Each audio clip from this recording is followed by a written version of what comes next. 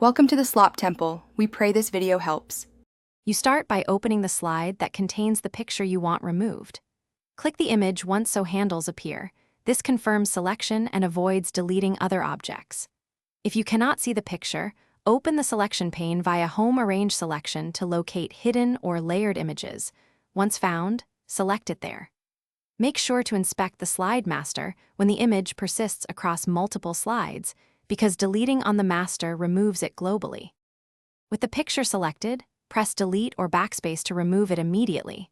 This is the fastest method and preserves slide layout.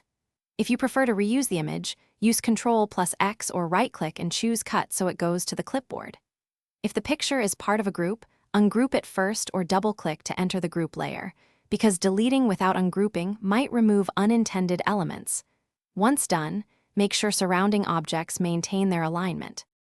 After deletion, scan other slides to confirm the image is fully removed. If it appeared on multiple slides, revisit the slide master and remove it there to avoid recurrence.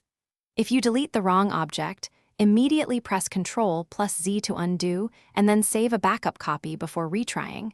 This preserves your work. If the image won't delete, inspect background formatting and placeholders, because pictures set as slide background or embedded.